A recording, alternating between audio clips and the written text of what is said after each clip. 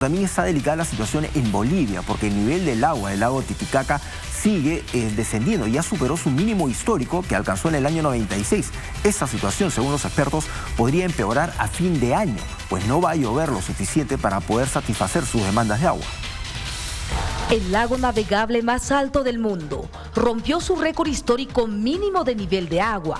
Se encuentra a 7 centímetros por debajo de lo registrado en 1996. Cifras que ponen en alerta a Perú y Bolivia, países que comparten estas aguas. Aproximadamente una media de por lo menos de unos 50 metros en forma horizontal estaría bajando el nivel de agua.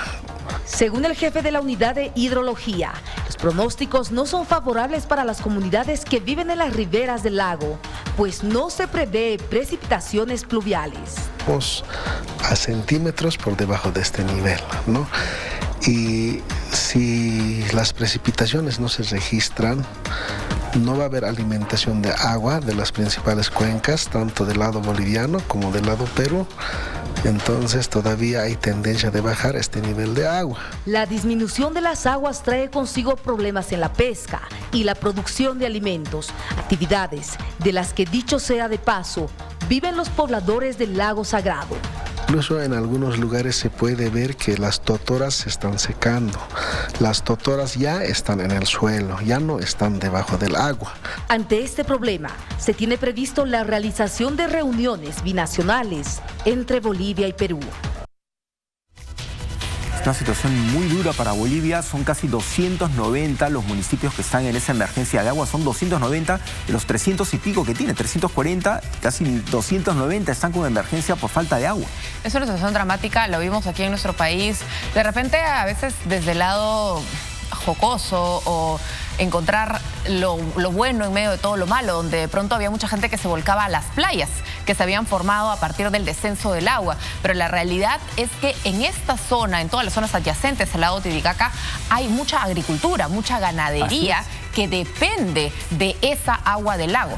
Así es una situación muy dura. Bolivia es un país de un poco más de 12 millones de habitantes, pero en casi todo el país hay sequía. Entonces imagínate la demanda de agua. El agua está justa, hay racionamiento de agua en gran parte del país. El agua que queda es apenas suficiente para la demanda del consumo humano, pero ya no hay para la industria, para el ganado, para el riego de los campos de cultivo. Entonces esto va a generar a la larga problemas de alimentación. Paradójicamente era uno de los temas que debatían en el foro en el que estuve presente en Marruecos, la situación de muchos países en África. Señalaban los expertos que la falta de agua te empieza a generar diferentes amenazas.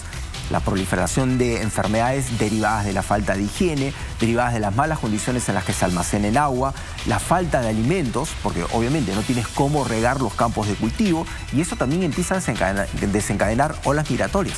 Gente que se va, abandona los campos de cultivo donde vivía, donde trabajaba, donde sobrevivía, porque ya no encuentran la manera de poder subsistir. Entonces tienen que dejar irse para otro lado y eso empieza a generarte otro tipo de problemas, ¿no? Es como una cadena. Es como una cadena, toda la cadena turística también vinculada al lago Titicaca, todos aquellos que hacen una vida alrededor de todo lo que ofrece este lago navegable más alto del mundo. Por otro lado, también es importante entender la crisis alimentaria. Tú mencionabas que en medio de esta sequía que afronta Bolivia ya hay muchos cultivos que se exportan incluso, que van a ser duramente golpeados. Así es, las exportaciones en Bolivia que ya habían tenido un impacto muy duro, o sea, exportaciones de papa, de quinoa, de cebada, que se habían visto seriamente afectadas. Las exportaciones también de ganado bovino se ven gravemente afectadas porque no hay agua.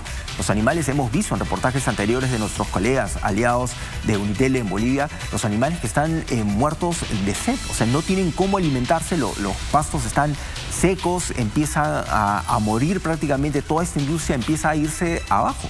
es un tema muy delicado, más si tenemos en cuenta que el lago Titicaca lo compartimos con Bolivia. Hay acuerdos acerca de su uso, pero esto a la larga empieza a generar problemas con varios países. Bolivia ya ha tenido un problema con Chile por el río Silala. Lo hemos visto hace poco, hemos estado hablando de la situación en Haití. Hay que recordar que República Dominicana ha cerrado la frontera con Haití, la ha militarizado, justamente porque están en disputa por el agua de un río que pasa entre ambos países, o sea, marca la frontera y están en disputa por el agua. Es la guerra del agua, ¿no? Así es, podríamos enfrentar una situación similar con Bolivia, un diferendo parecido por el lago Titicaca, quién sabe. Pero es algo que se tiene que atender. Las autoridades no se reúnen. Acá también ya en Perú empezaron a alertar que había descendido el nivel del lago, que habían bajado 12 centímetros, creo que en algún momento habían hecho la medición, ahora seguramente está todavía más bajo, que eso impactaba terriblemente en el lado peruano, del lago Titicaca, pero concretamente, ¿cómo se han reunido las autoridades? Tú comentabas de ese acuerdo que teníamos de hace muchísimos años atrás.